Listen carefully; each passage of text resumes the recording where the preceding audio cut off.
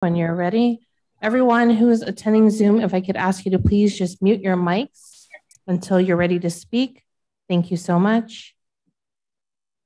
Okay, I'd like to go ahead and call the meeting to order for Costa Mesa Sanitary District Citizen Advisory Committee meeting for Thursday, September 8th. Madam Clerk, could we do roll call, please? Yes, thank you. Committee member Cindy Brenneman, Jeff Arbor. Hello, I'm here. Hello. Present. Mike Corcoran, Andrew Nielsen, Phil Marsh, Seth Grainer, Daniel Baum. Here. Dickie Fernandez. Present. Vice Chair Sue Lester. Here. Chair Elodie Katz. Thank you. Okay, I'd like to open up the forum to public comments. Do we have a public comment at this time? I see no hands raised at this time. Okay, we'll go ahead and close public comments and proceed to item 1. Approve the Citizen Advisory Committee meeting minutes of July 14th, 2021. Does anybody have any comments?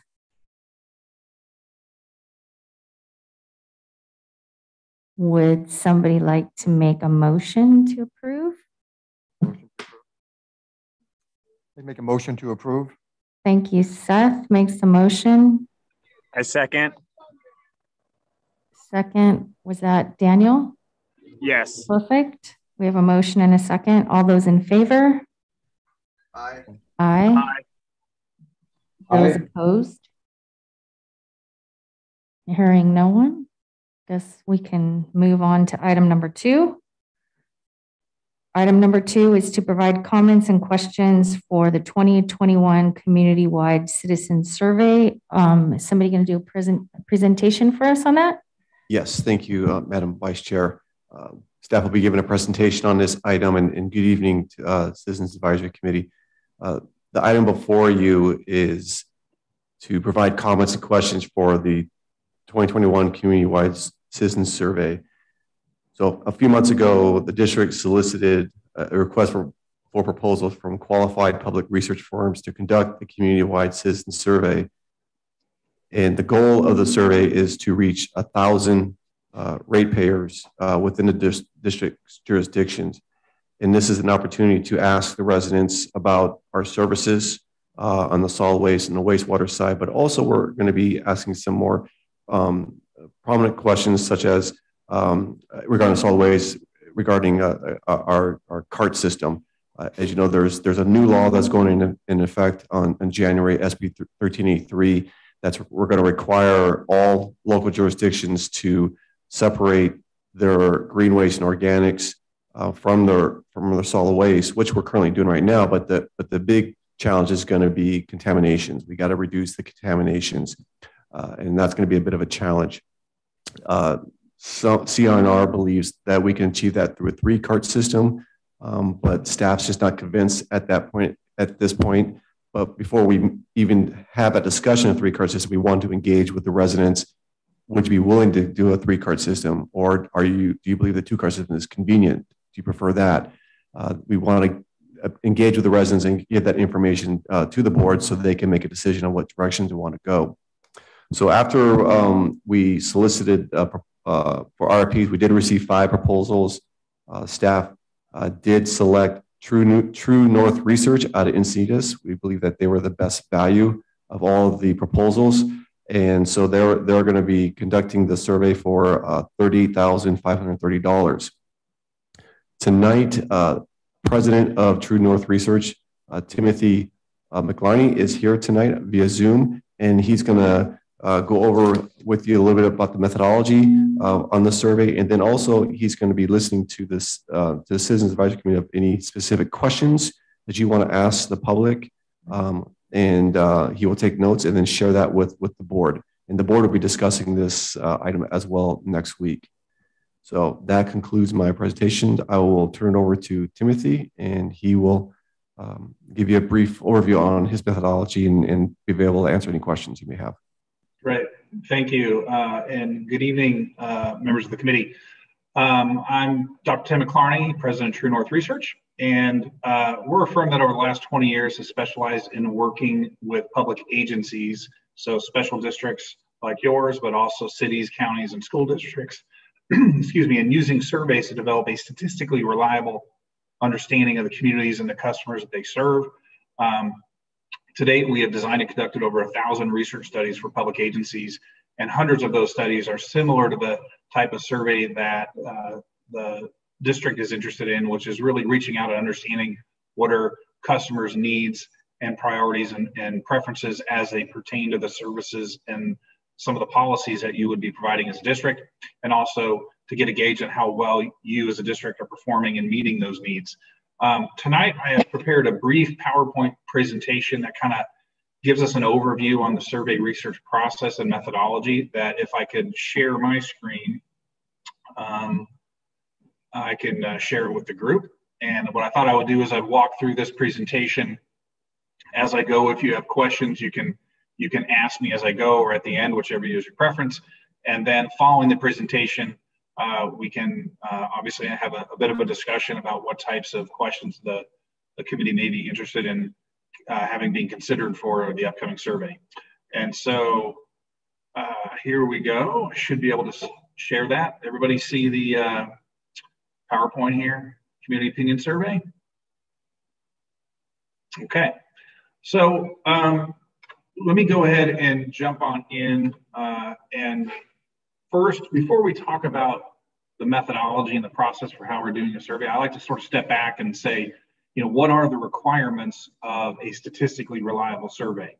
There are really three things or three criteria that have to be met, and they are validity, reliability, and being representative. It's interesting because you often hear validity and reliability used interchangeably when people talk about a survey. Oh, it needs to be statistically reliable, or it needs to be statistically valid. There are actually two different criteria, both of which have to be met. Validity refers to, both validity and reliability refer to the questions themselves or the way of measuring underlying attitudes and behaviors. Validity is, are you actually measuring what you're trying to measure with the questions that you're including in your survey? So the best example I have to sort of illustrate the issue of validity was a survey that was done nationwide from a financial firm, and they were looking to understand what was the level of stock ownership out there in the country. And so this financial firm designed the study, and they went out and they surveyed nationally. And what they found, interestingly enough, was when they looked at the data broken down by geography, they found a really interesting pattern, which is that the stock ownership rates in these rural areas of the country were actually much higher than in the urban areas. And they kind of scratched their head over that one, trying to figure it out. So they went back in. And what they found later on is that when they were asking people about their stock ownership in these rural areas, although they meant financial stock, some of the people thought they meant livestock, right? And so it's kind of a humorous way of sort of demonstrating what the issue is with validity, right? You want to make sure that your questions are measuring what it is you're trying to measure. The second issue with that is reliability, which is really how accurately do these questions actually capture the true value or true value of that underlying attitude or construct. And here, I think the easiest way to sort of demonstrate this would be to think about, you know, human weight and a scale. We've all had that experience where if you step on a cheat scale, you step on and it tells you you weigh 150 pounds, you step off, you step back on, it tells you you weigh 147 pounds, you step back off, you step back on, all of a sudden you're 156 pounds. Your weight didn't change, right? The true value didn't change. The measuring tool just isn't actually as accurate as it needs to be in terms of measuring what that true weight is. And so questions suffer from the same thing. You can't have questions that systematically overestimate or underestimate the true value of the opinions and behaviors that you're trying to measure. And the third thing is representativeness. The sample that we have needs to be representative of the population about which you want to be making inferences. And for it to be statistically reliable, we need to have a random sample. Most people have heard that. The definition of a random sample is that every unit in the population has an equal probability of being selected. that is really the key to being able to take a survey of 1,000 people and know within a certain margin of error what, you know, a community of 100,000 people is thinking. It's not so much how many people you talk to as it is how you choose the people you talk to that enables you to make those leaps from your sample to that known population within a certain margin of error. So those were the 3 criteria that we have to meet. Today in the modern world, that there's a lot of challenges, right, that we face in trying to meet those requirements. You know, reaching people, for example, has gotten a lot harder over time. I've been doing this work for 20 years, and for the first 10 years or so of my career, we were in what I would describe as the golden age of the telephone interview. And the reason why all these surveys were being done by telephone and telephone only was that everybody had a landline, right? Those, remember, phones used to be attached to the walls. So everybody had a landline. Nobody had caller ID. And when the phone rang, you actually had to go over and pick up the phone to answer it and figure out who was on the other end, right? And when you did that, we had a really good chance of doing an interview with you. Well, over time, obviously, a lot has changed. Not everybody has landlines. We do surveys with mobile phones, but what mobile phones have sort of taught people to do is you don't just pick up the phone and answer it. You look down to see who's calling. Do you recognize the number? Do you recognize the name? And a lot of people have become what we call habitual call screeners, right? You can sample them in your sample. You have their correct phone number. They will not answer the phone, right? So reaching people has become a bit more difficult. Obviously, with email and online surveys, that creates some new opportunities there, but you still have spam filters, right? And there's some rules and regulations about if we send out an email to invite somebody to a survey, it has to have certain pieces of information in it. Spam filters, depending on how, you know, rigorous somebody has set their spam filter, might pick up those invitations. So you have that issue. And you have a number of these other issues. Just busy lifestyles, for example, is something that can be a factor. It was striking that, you know, when we were doing surveys during the pandemic, our response rates were like doubled and tripled overnight for the simple reason that people were home more, right? They had more time on their hands. They were probably a little tired of talking to their housemates and wanted to talk to somebody else. And so all of a sudden the response rates for these surveys shot up quite a bit. And so, you know, we have to be able to deal with these survey challenges and have methodologies that address them in order to be able to meet those 3 criteria I mentioned earlier as being requirements of a statistically reliable survey. And so our approach is really designed to do that. In terms of the sample or how we are proposing to go about selecting people for this study, we're going to use what's called a stratified random sample, and we're starting with households that are in the service area, right? And by stratified, what I mean is that we're going to look at factors like which of the 5 voting districts are these households in, so that we make sure we have the right balance of households by geography. We also have the ability to look at the home type, and so you do have single family residences, you have townhomes, you have condominiums, right? You have apartments, those things. Be able to look at that.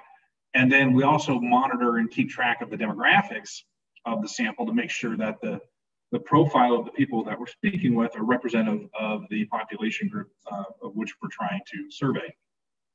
By doing this and stratification and then also monitoring our sample while it's in progress, we're able to adjust for some of the response bias that you might otherwise have. Certain areas respond higher than other areas, or certain groups respond higher than other areas. So we're able to adjust for some of that. Once we have selected the people we want to participate in the study, we use 3 methods of recruiting, right? So we're doing telephone calls, both to landlines and to mobile phones, but we're also reaching out by email and by text. Text is one of those relatively new recruiting methods for surveys. There were some legal questions about it a few years ago, and so you didn't see it really take off during that time, but those legal questions have been resolved in favor of being able to use text for recruiting.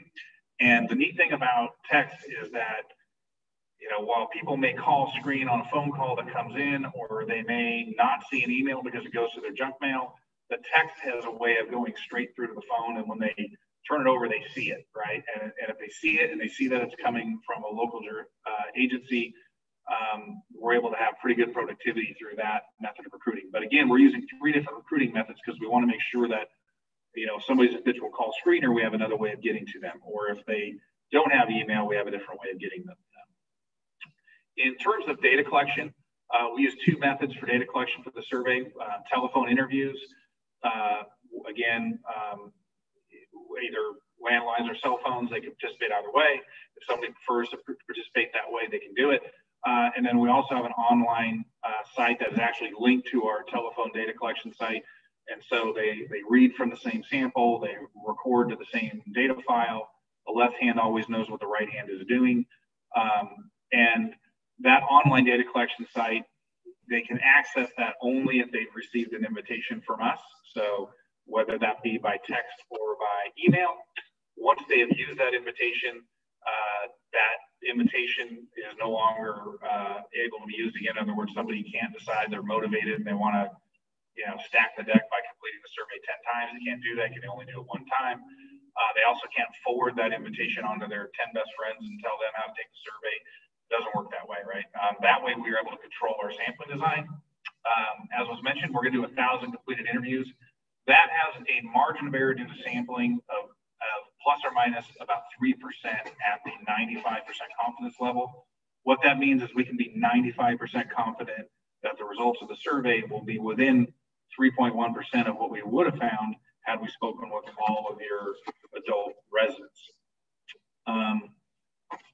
So last slide here is just a slide that shows the research process from front to back. We're way over here at the left right now, project initiation, right? So kickoff meeting, background research, shared plans and documents. We're kind of at this stage right now. If you move to the right, these are the kind of the flow of the stages of the research process, as well as the amount of time that we would anticipate spending in each stage and the various tasks that are completed in each stage. Front to back here, it's about 2.5 months is pretty typical of this process. Sometimes it goes a few weeks longer, depending on how much review and engagement there is from boards and committees. Sometimes it goes a little bit faster, but 2.5 months is pretty typical. And so that's just a kind of a high level overview of the methodology. I thought before we talk about questions, let me pause and see if anybody has any questions about the survey methodology that we're proposing to use. Anybody have any questions? I have one question. Mm-hmm. So everyone that lives in the city of Costa Mesa is a sewer customer of the district, but we have a large section of the population that is not a trash customer. Mm-hmm. Are we only targeting calls toward our actual trash customers for the district, or are we contacting everybody? So that's a great question. We actually had a discussion about that with staff earlier this week, or maybe it was late last week.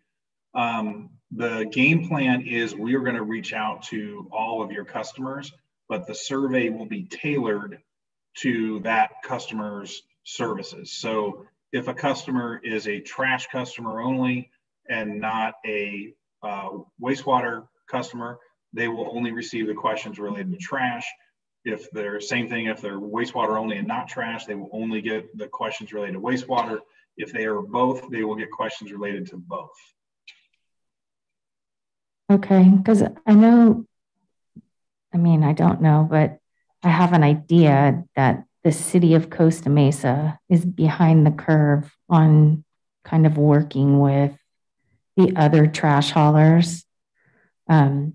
And I'm making that assumption because I live in an area that is not a customer for curbside pickup for the sanitary district.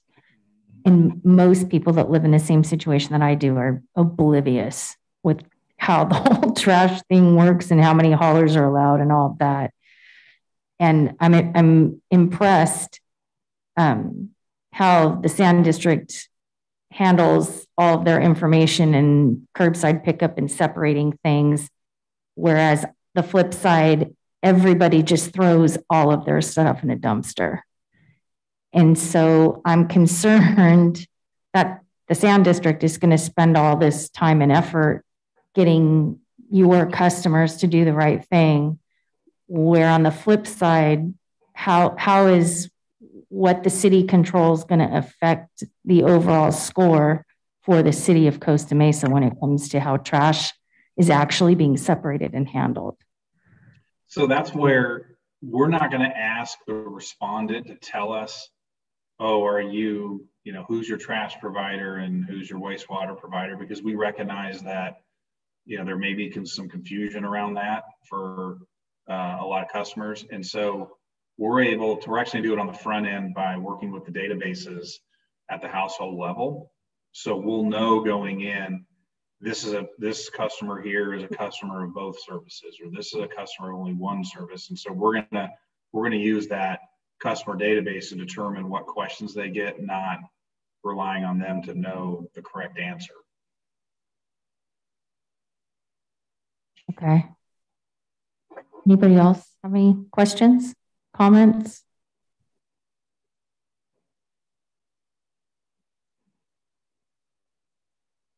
Guess not. Okay. Well, the other part, sort of part two of this is, there is an existing questionnaire from the last customer opinion survey that was conducted that has some questions in there. We have reviewed those with staff sort of at an initial level, and we know that there are some questions that are going to be added to this cycle related to the 2-card versus 3-card choice that the district is facing.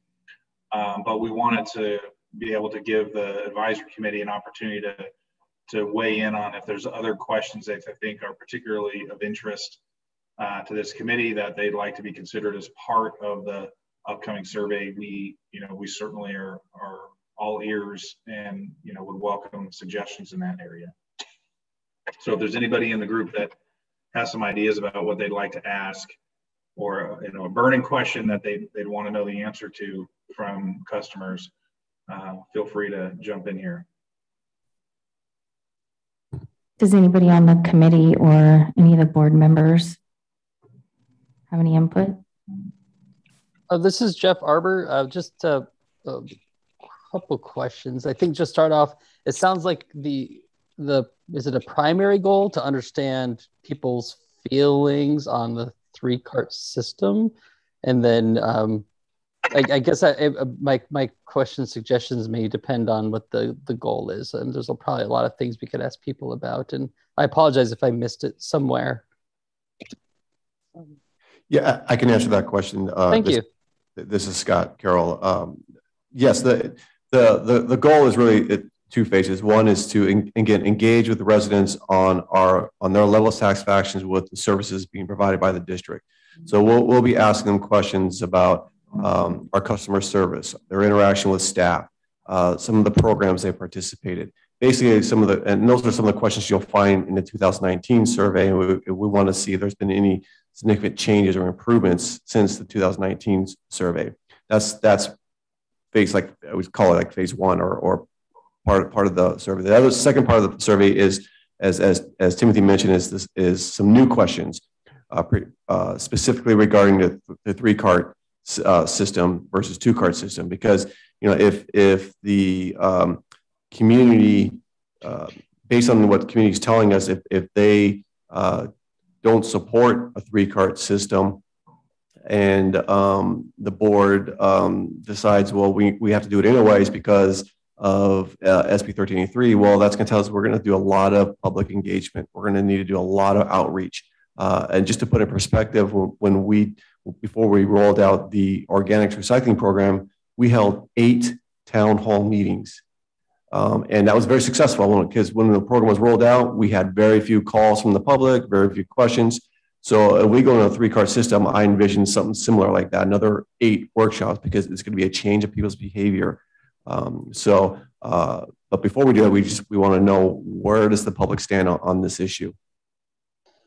Got it. Thank you. And I guess it's tough to think of a specific question, but I guess a comment would be, maybe it seems like for many, sometimes the waste the waste programs and everything is a little bit mysterious. You know, who manages it, where does it go, and you know, why even a 3-cart system, right? So I imagine there'd be a little bit of education leading a question, right? You know, the 3-cart system will improve recycling by whatever percentage or reduce cost or whatever the benefits are to the community. Or I guess the other way to put it would be like, you know, if a 3-cart system improved recycling by, you know, X percent, would you support a 3-cart system? Is that kind of the approach? I have zero experience in surveying, by the way, so I'm just some thoughts.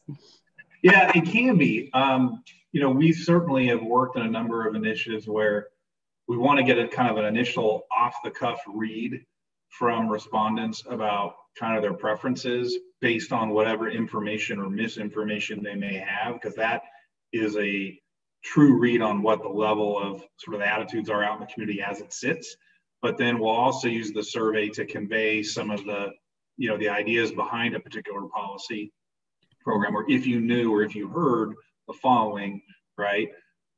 Ultimately, how does that shape your opinion about, you know, staying with 2-cart or moving to a 3-cart, right, or whatever other proposal we are testing at that point? So education can be a part of that program. It can also help in understanding what pieces of information are the most compelling for customers in terms of shaping their attitudes about a policy. And that in turn can feed into, you know, later sort of the messages and communication strategies to try and, you know, both inform and kind of help the public understand, you know, the logic behind the choice the board is making. Got it. Yeah, that's what I was just thinking. You know, having some questions that give you all the information you need to develop your outreach program. I mean, there's a broad, like, you know, obviously with the tech and the temperature, but also like, all right, what do they need to hear, right, to get buy-in, kind of thing. So, got it. Yeah, just comments. I don't have any specific questions. Thank you. Thank you. I have a question. It was, I think, Scott, you made that there was a survey done. You could be close to your mic, yeah. The survey done in 2019. What can we learn from that survey to help decide what directions to take for the current survey? I'm sorry, I only picked up part of what you said. I'm sorry. My question is, there was a 2019 survey apparently. Mm-hmm. And so have we looked at that data to understand what we learned or didn't learn from that to then adjust what we're going to do for 2021? Yeah, I think that we have looked at both. I have looked at both the questions and the responses and sort of the results from each of those questions. My sense is just, you know, from going through it, that there are certain question series in there that are probably no longer applicable. They were about something going on at that time. Just like now we have this need to talk about the 3-cart system, which they didn't have in 2019. There were some questions in there that are probably their time has come and gone and they wouldn't be part of this. There are also some questions in there that are good performance metrics. And so we would want to bring them over into the 2021 survey, because that's going to allow us to track how customer opinions about the district and its performance have changed over the last couple of years. And so we're doing that as part of this process. But you know, in a lot of agencies, I'll just tell you, a lot of agencies, they kind of start these research processes and go without a lot of board input, and certainly a lot of input from the citizens advisory committees. And so, you know, this was a process where from the get-go, the district wanted to be more inclusive and give everybody on this committee an opportunity to kind of weigh in. And obviously the board's going to get a chance to weigh in next week as well. So we haven't actually started crafting the next survey. We're in that sort of information gathering phase to where we can put it all on the table. And then from there, we'll start to actually craft what the 2021 survey instrument looks like. All right, thank you. Mm-hmm. I have a question. I'm curious if the 2019 survey was including apartment residents. Yeah, I can answer. Yes, it was, and that's why in this survey when we conducted the RFP, we were really focused on hitting single-family households.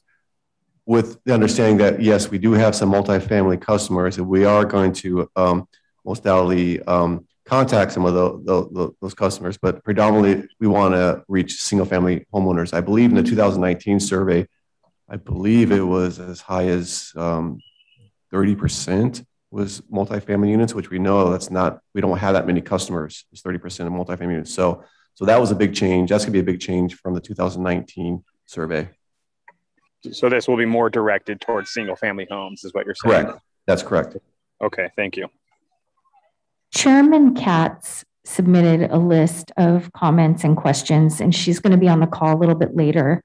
But I don't know that everybody had a chance to see what she sent in, and it will be part of the record. But I would like to just ask a couple questions on her behalf that she has on this list, and then kind of read through what she included so everybody else on the committee can hear her input. She has some really good thoughts and questions here.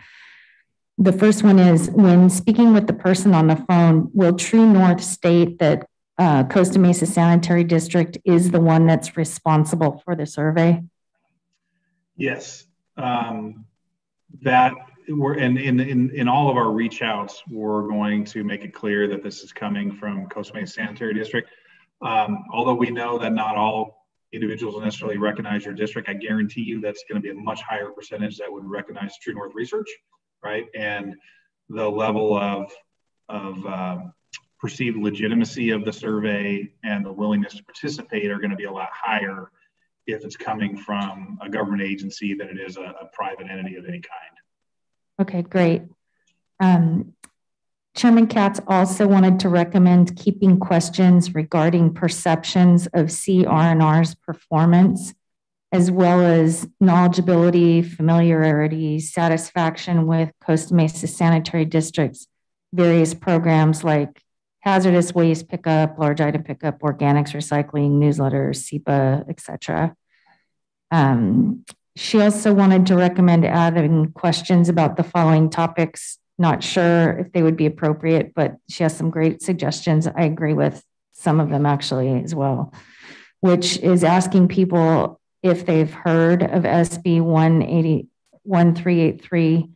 And if they have or haven't, are we going to give them any type of explanation as to what it is? Or is that just too big of a question to squeeze into a quick survey? You know, I saw all of those, and I think that they were all really good ideas. I think what we're going to need to do, because we haven't crafted the survey questionnaire just yet, we have to see kind of how it all pieces together, right? And how much room we have for each of these things. Right. I think certainly the SB 1383, if it's about that this is sort of a state mandate, right? Sometimes that can be part of that useful education section where we say, hey, by the way, if you knew, right, that, you know, this is part of a state mandate, here's the ideas behind why this legislation is coming forward, and that can possibly shape how people view, you know, the move from 2 cars to 3 cars. So we could certainly put that in there. I wouldn't want to I don't know that I want to open up with it, right? I kind of want to get a good clean read of where people's natural preferences with just the information they have at the moment, which probably doesn't include for a lot of people the SB 1383, but then we could introduce it in a later question. Okay, no, that makes sense. Some of the other questions she listed, just, you know, for the CEC members, if they haven't had a chance to see this, was do they feel like they have a good understanding of what goes into a green waste versus mixed waste bin? What would help improve their understanding?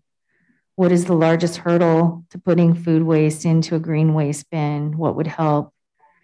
Asking people if they realize they're allowed 2 organic green waste bins at no additional charge. I imagine some of these questions are outside of the scope of what the survey needs to target. Like you just said, I just wanted to include all of these because she went to through the time of submitting them.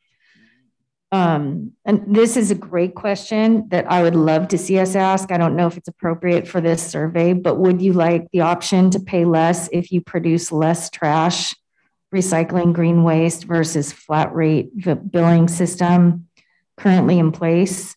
I think if we're going to ask about the 2 or 3 cart system, I think that's a great question because we do have, you know, a lot of households that consume and produce a lot less waste than others, and everybody's being charged the same. So that was one of Elodie's comments, but I 100% agree with asking that question. Another one was, would you like the option to have your trash, recycling, green waste serviced every other week in order to save money? Do you have suggestions for any other programs or outreach not currently being provided by the district? And then the last comment that Chairman Katz had was she suggested checking in with Trey Pepe Smith prior to finalizing the survey questions to see if they had any input or suggestions regarding social media campaigns that we've been working on with them. Not sure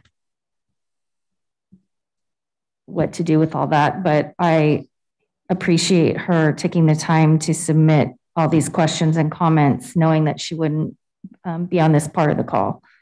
Yeah, so, I have a copy of those questions, and I agree that I think there's some good thought that went into the questions and comments there, and I will certainly be looking closely. And there's some good ideas that kind of spurred some thoughts on my end too, about how ultimately we're going to structure the questionnaire.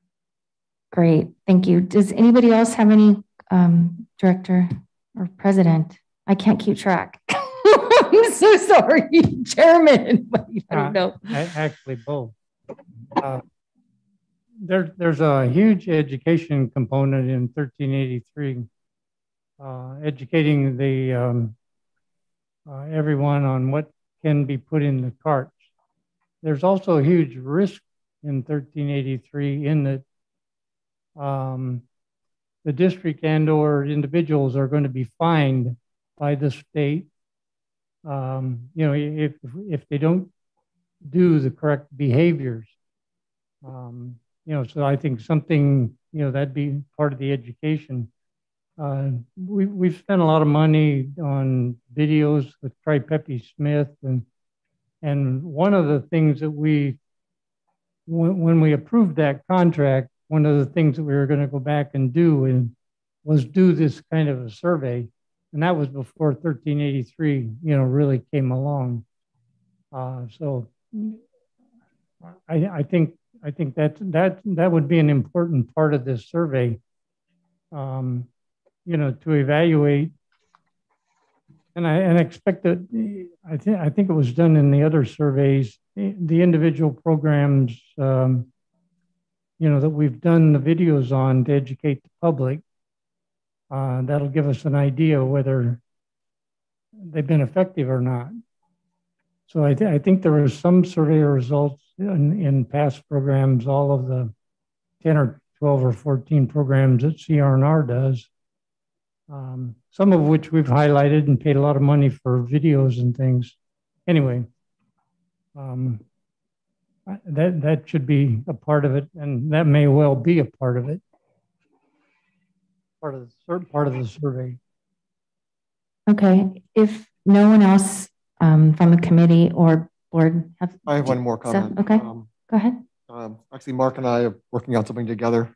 As a citizen, I'm working on putting in an ADU at my house, and so we're working with Mark and other staff here for getting a permit. For getting a permit, and so, you know, part of this last comment here about, do you have suggestions for any other programs or outreach not currently being provided by the sanitary district? I would think something that's appropriate within the survey would also understand what are the other services provided by the sanitary district. I think there's a lot of communication or people who are confused by where the city has requirements and where the sanitary district has requirements and where they overlap or where they are separate. And I think that might be part of something interesting to be learned.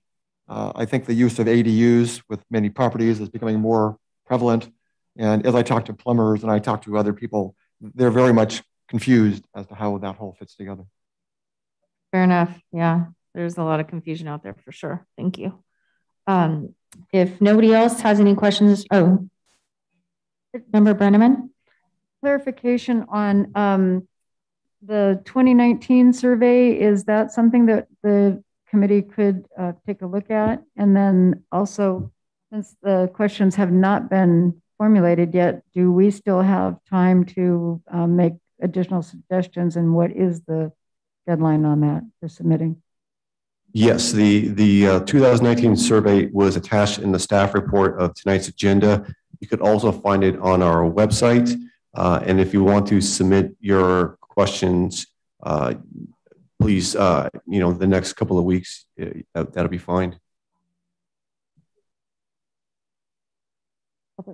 Yeah. Is there anybody from the public on the call that would like to comment? Madam Vice Chair? Yes. This is Mike Schaefer. I have a question for staff. I believe, I'm not sure how many board members are attending this. I know Art Perry and I are on Zoom, and I just heard Bob Wooten. Does that mean there's 3 of us here? Yes. Okay, then I'll reserve my questions for our study session on Tuesday. Thank you. Okay, and then I think before we wind it up, I would just like to point out to everybody that the board is going to have a study session on this, and it's open to the public. People are welcome to attend. So if you think of anything, or you would like to, hear what the board is thinking and maybe get your juices flowing in terms of additional questions, that would be a great opportunity. Yes, and just one final comment. If you want to submit your questions, please submit those to Nolani Midway, our district clerk. Well, thank you so much for the presentation. Thank you. Have a wonderful evening. Thank you, Timothy. Bye-bye. Okay, so it doesn't look like we need to take any other action other than what we just did. So let's go ahead and move on to the next item, which is provide comments regarding the Sanitary District's Artificial Intelligence Manhole Management Program. Yes, thank you, Madam Vice Chair. Staff is very excited to share this new program with the CAC and the public. It's a new program to detect dilapidated manhole covers. So maybe you have that experience when you drive over a manhole cover, you might hear that clank, or if it's a really bad manhole cover, it could damage your vehicle. Hopefully none of that happened in Costa Mesa, but we're all familiar with when you have a poorly maintained manhole cover, what that can do to vehicles. And historically, the way to maintain those manholes is that you just physically got to go out there and inspect them one by one. And that means you have to have an individual out in the street, and sometimes in the busy streets. So there's some safety issues. Also, it's very time consuming. We have over 5,000 manhole covers. To inspect 5,000 manhole covers in a year would take astronomical amount of hours. So one day I saw a story in a magazine about the city of Memphis. They were using artificial intelligence to detect potholes in their streets. And what they would do is they would put a camera on their city buses. And while the buses drive around the community, the camera will record recording the streets, and the model would detect potholes in the system, and it will inform the staff. Well, the thinking was very similar like this. So we would install a GoPro camera on our code enforcement vehicle that drives around the community, and while it's driving, it's recording specifically the manhole covers, and then the model will identify the condition of those manhole covers by giving a rating of 1 to 5. And if it's a 4 or 5, then we know we need to repair the manhole immediately. So the good news is that we can inspect all over 5,000 manholes within 2 weeks, and we no longer have to put staff out in the field and risk their safety about getting injured by a vehicle. So we estimate this is saving us about $40,000 a year on inspections cost. And I'm also proud to announce that last week, while the board and some staff members were attending the California Special District Association's annual conference, we did receive the Innovative Project of the Year award for this program, which I believe it's the only type program ever in the country. I don't think anyone's using this type of technology for manhole covers.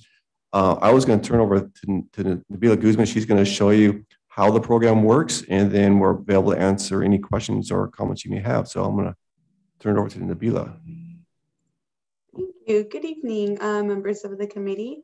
So this is the solutions and applications company we worked for, SpringML, developed this website for us. So we have a map view of everything that gets recorded. As Scott mentioned, we record our service area on a quarterly basis. So this is everything that was recorded during the first quarter from March 1st through March 30th. So as you can see, it's color coded. Every manhole will be given a rating of 1, which is okay, up to a 5, which means it needs to be replaced. The red dots that you find or that you can see on the map are private sewer lines. So some of them, like the Fairview Development Center. Can you hold on? Can you just hold on just a second? Yes. Sorry, are you sharing your screen? We can't see anything. Oh, sorry. One moment.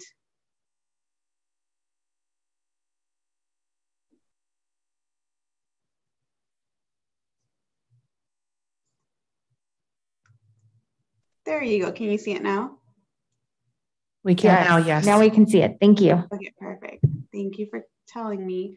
So again, these are this is our service area. So again, the pins are all manholes and they're giving a rating based on here, 1 through 5.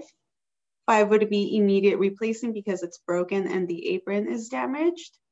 Again, the red lines on the map are private sewer lines. Fairview Development Center here is all private, so we do not need to record in that area. The website will also give us a list view, and this is what staff uses to review all the detections. So let me change the date.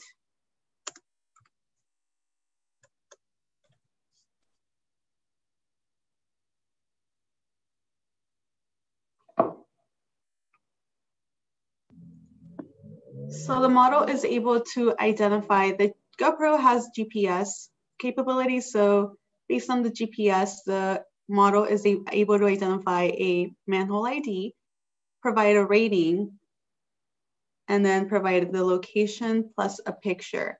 So what is highlighted here in the annotation, that is the damaged area. The model was able to recognize the damage and give it a 2.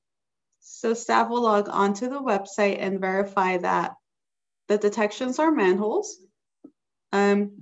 We are supposed to only record when it's bright and nice outside. If it's overcast, we may pick up stop signs or something on the road that's not a manhole. So we do have the capability here of saying, no, that's not a manhole, and educate or make the model smarter. So again, here you can go through all the manholes and it'll list it. We can sort. So let's see if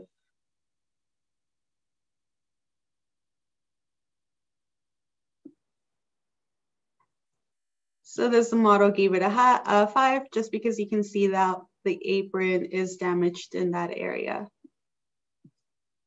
Again, we will do this quarterly throughout the year, which greatly improves how often staff was reviewing the manholes. And again, as Scott mentioned, the safety aspect of it is greater with this program, just because we only have to attach the GoPro to the code enforcement car and record. So again, here the model gave it a 4 because you can see how the apron is damaged around the manhole. But this is a really neat project. It's very interesting, and the more we record, the smarter the model gets. So the less time staff will need to spend in the future reviewing the detections and reviewing or verifying the rating given. I am happy to answer any questions you may have. Thank you. Does anyone have any questions? Hi, this is Dicky Fernandez from Orange County Sanitation District. I first wanted to congratulate you because I think this is really awesome. I think this is a huge, innovative idea. I also wanted to ask you, Scott, if I lead a interagency collaboration committee meeting They meet once per month. It involves 6 large wastewater treatment agencies from the Southwest US. And I would love to ask if Nabila or someone in your staff would like to present this at our next meeting, which happens to be tomorrow from 10 to 11:30. Oh, we'd be honored to do that one. Thank you, Dickie, for inviting us. But unfortunately, it's short notice for tomorrow. But if there's one after that, we'd be more than happy to do it after. If there's one. Yeah, I can accommodate you on the next one. I think this is really awesome because I think the safety factor is what really appeals to me. Like you said, we're not putting staff in the street. I think this is really fantastic. Well, thank you. Yeah, that was my big issue too, is the safety of staff and just the amount of hours we saved on inspections. It's quite remarkable. Yeah. So I'll reach out to you and I'll schedule for October then. Great. Thank you. Thank you. Yeah. Thank you. Brilliant. Member Myers, did you have a question? Yeah, I was just going to ask if one or all our manhole covers the same size. I'll turn to the engineer. My name is Mark Esker. I'm the district engineer here. That's a very good question. Basically, most of them are 24-inch diameter, but we do have some 36s. I don't believe we have any 4-foot diameter manholes because we don't have anything that large here, but we definitely have 36s and 24s. We have an inventory of manholes, which includes the frame and covers. But in addition to the AI work, as the field staff go through and clean the sewers, if they see something that maybe the camera missed or maybe something that has occurred since the camera has been through there, they'll make a note of it, report it to our operations superintendent, and then they get that manhole frame and cover on the list. Once we see a problem, we can correct that. Phil, can you ask the question in the microphone so the people in the virtually can hear you? Here we go. Here we go. Thank you. Okay, so in other words, if you find a defective manhole cover, you can possibly have it within a day or two repaired? It depends. If we like to package them up so that when we get bids and to replace the manhole frames and cover, if we can do it under a larger, I'll say, a set of manholes, we get a better price per manhole. If we do 1 or 2s, it could be 2, 3, 5 times higher than if we do them as a big group. So we don't like to do them individually. However, if we have an emergency, or if one that's caving in, or one that we think is in imminent danger of having a problem, we will go out and make an emergency or urgent repair within a day, sometimes 2. We've actually, Steve Canos, our superintendent, has actually had on an emergency basis, have a contractor go out in the same day and make a repair. Okay, so these are all being done by contract, not employees. Yes. All right, thank you. Any other comments or questions? Is there anybody from the public on the call that would like to make any comments? Nope. Okay, I would just like to say hats off to you. That's brilliant. You're saving money and lives at the same time, and there aren't too many people these days that can say that. So thank you. Thank you. Thank you, Nabila. Thank you. Nabila. Okay, moving on. Item 4, provide comments regarding CMSD's sewer siphon evaluation results. Project number 331. Thank you, Madam Vice Chair. Mark Esker, our district engineer, will be giving us a presentation, but just to give you a brief overview of this item. So about a year ago, we had a significant issue with our siphon located on Bristol Street that caught us by surprise and was actually quite expensive and challenging to repair that siphon. It cost us, I think, nearly $500,000 to get that siphon repaired. And so once that was done, we started, well, maybe we should start evaluating all our siphons and see what conditions they are. And so we did hire a consultant to give an assessment of our sewer evaluations. And so Mark Esser is going to tell you the results of the evaluation and then where we go from here. So I'll turn over to Mark. Thank you, Scott, and thank you, committee members. Thanks for the opportunity for us to share some information with you and get your thoughts on what we're doing and where our programs are going. Just to mention, the board of directors received the same presentation in July, and so I'm looking forward to see what comments you've made. As Scott mentioned, in 2019 we had an issue, and as a result, in 2020 we completed a survey for all our siphons. Go ahead and next slide, please. Just so that we're all on the same playing field or at the same level, I just wanted to go over what an inverted siphon is. We refer to them as siphons, but technically it's not a siphon at all.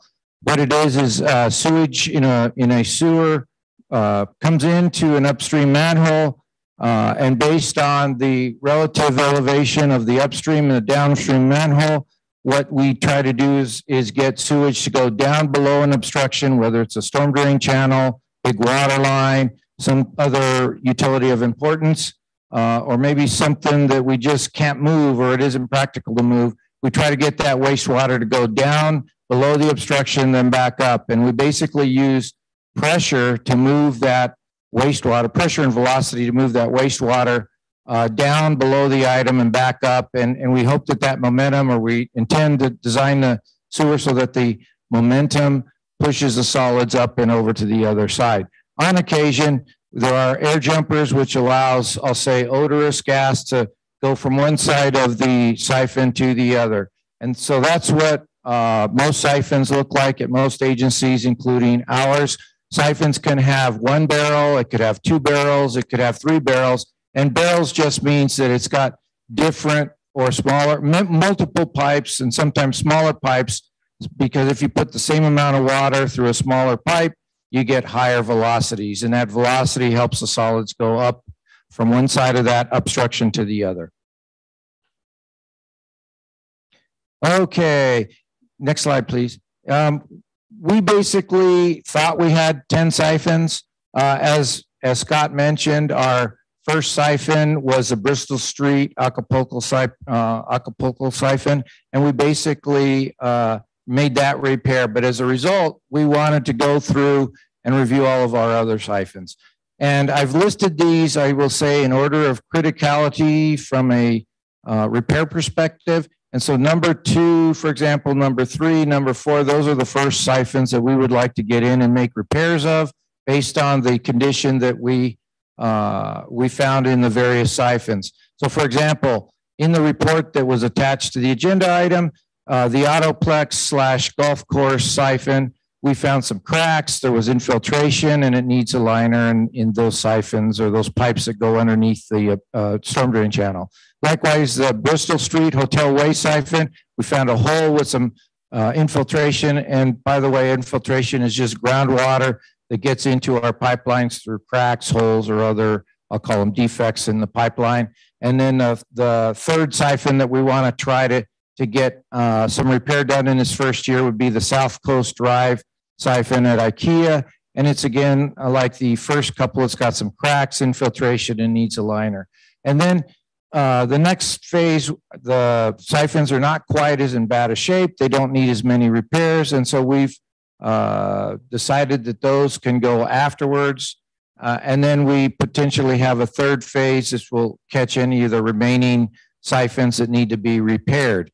And then we found 2 weren't really siphons at all. Somehow, I don't know if they were mislabeled in our GIS or in our asset management system, they're mislabeled, but we did assess 2 pipelines that we thought were siphons that weren't. And we did find some defects, and they do need some repairs, but we moved them to a project that's appropriate to make repairs in those particular pipelines. So basically, we have 7 siphons that we need to repair, and our plan is to repair those over the next 2 to 3 years. Next slide, please. We don't have endless resources, and based on budgeting for the year, we have been able to budget about $250,000 for this current fiscal year. Our goal is, as I mentioned, to complete 2 or 3 siphons, and then we will get, we have another 300,000 for the next fiscal year, and we're hoping to get them all done, but if we don't, we would then finish up any remaining siphons in the 3rd fiscal year from the fiscal year that we're currently in.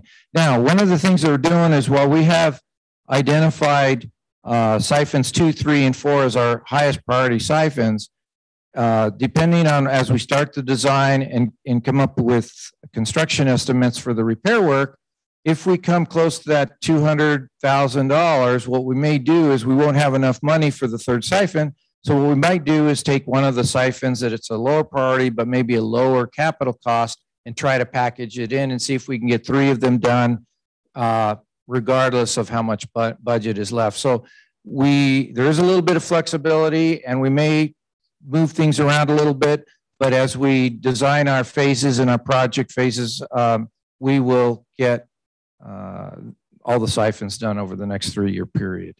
And I guess that concludes my presentation. If you have questions about what a inverted siphon does, if maybe I wasn't clear, questions about our programs, what do some of the assessments of the individual siphons mean, I'm happy to answer your questions.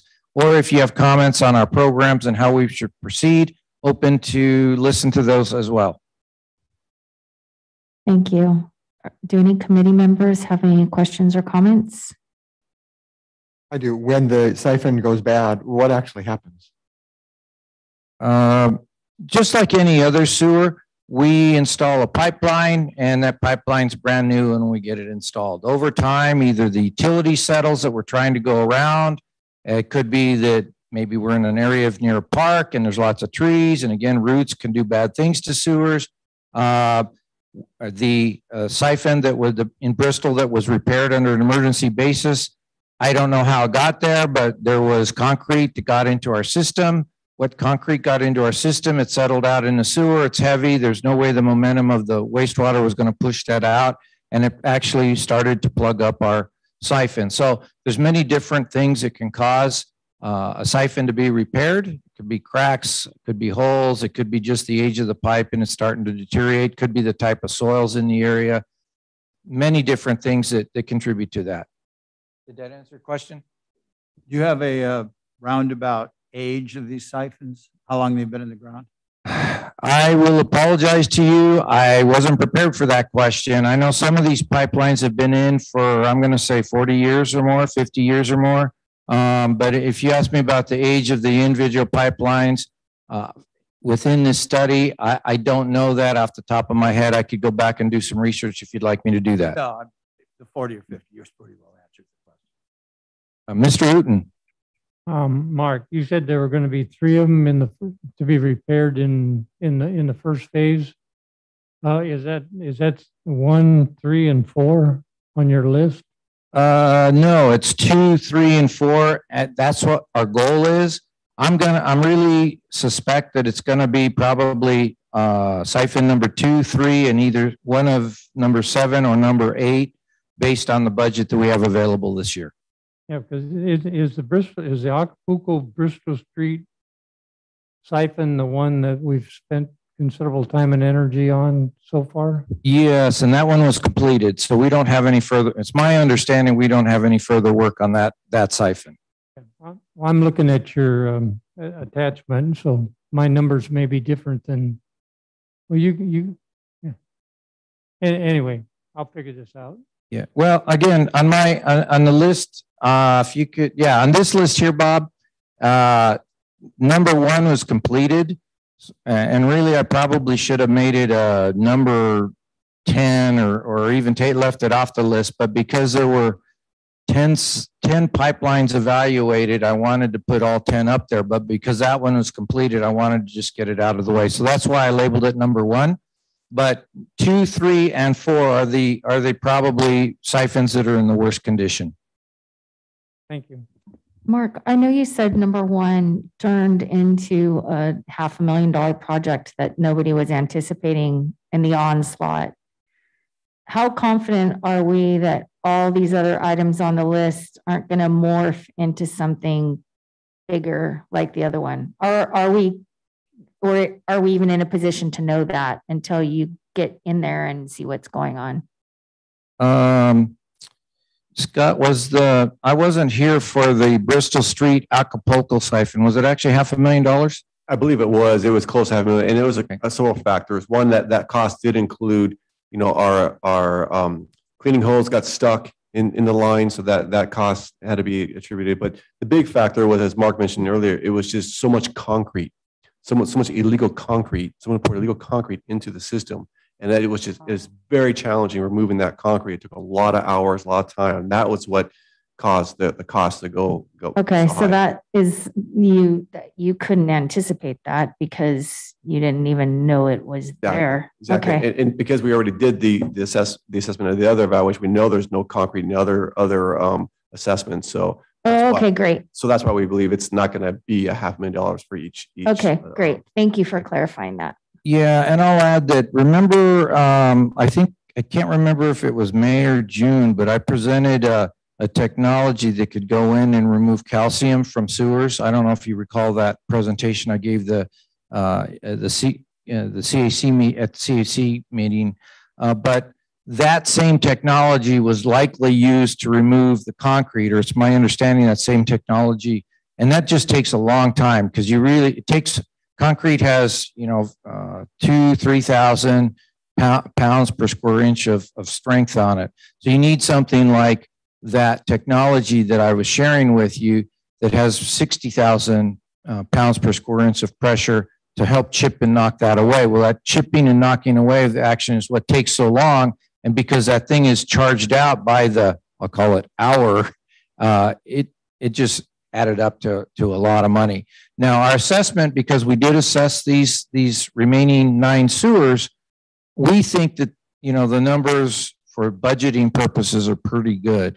What we don't know, because we didn't actually finish the design, is how much money to assign to each siphon. And so therefore, when we start designing them and we know, okay, we need to have this much grout injection, this much liner, those are the prices that we'll start putting against the exact project. And that's why there's some variable here.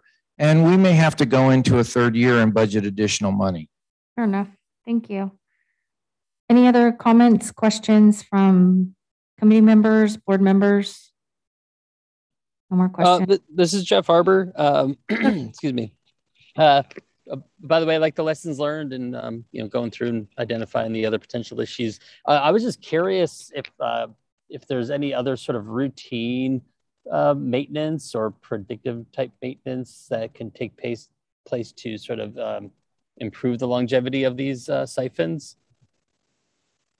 Yes, Steve Cano, our maintenance superintendent, schedules crews to go up periodically, and I will say hydro flush or clean the siphons. That's, in my opinion, that's the biggest thing that's going to help us prevent or at least reduce the potential for sanitary sewer overflows.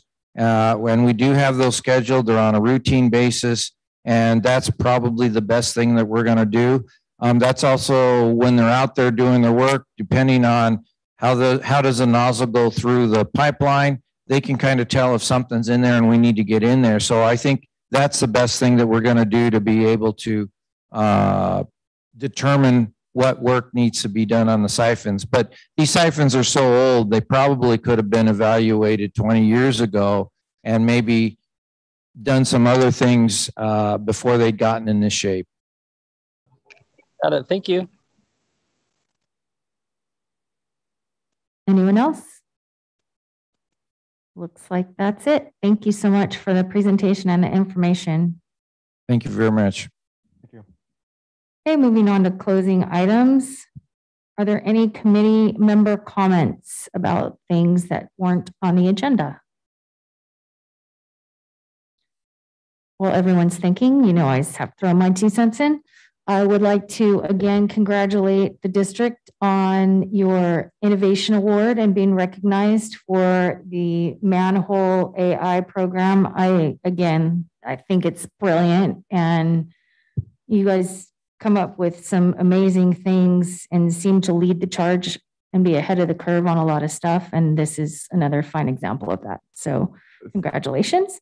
Thank you. If I could just add two more things. I also would like to recognize our own staff.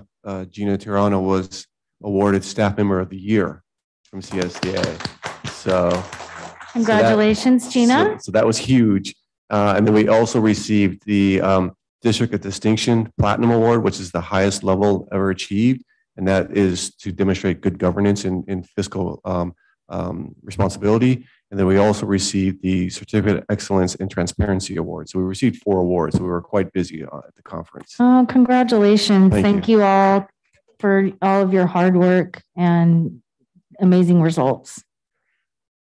The other thing I just wanted to comment really quick is I understand we lost a committee member. Somebody resigned. And so I'm going to turn that over to Noelani and kind of let us know who and what the next step is. Thank you. Unfortunately, Andrew Nielsen is stepping down from the committee. He has some other engagements that are keeping him quite busy these days, but he does want to share with the board, with staff, and his fellow committee members his gratitude for being able to have him on the committee. He will miss everyone, but he will continue to participate as time allows him to. So we now have a vacancy on the committee that we'll be noticing tomorrow and recruiting for that. So if you know anyone, please encourage them to apply. Okay, great. Thank you. And I would also just like to say, in case Andrew's out there listening or somebody's listening that talks to him, I'd like to thank him on behalf of the CAC meeting, the CAC committee. He has been a member of the committee since its inception for several years and has given a lot of valuable input and, asked some really good questions and has really contributed a lot over the years. So I'd like to just thank him for that, and we'll miss him. We wish him well. Any other committee members think of anything want to say? Okay, board members, staff members? Nope. Okay, well, seems like we are finished ahead of schedule, which is shocking because I can get a little windy sometimes. I would like to go ahead and adjourn tonight's meeting at 7:12 p.m. Thank you, everybody, for your participation, and we will talk to you soon. Have a great night.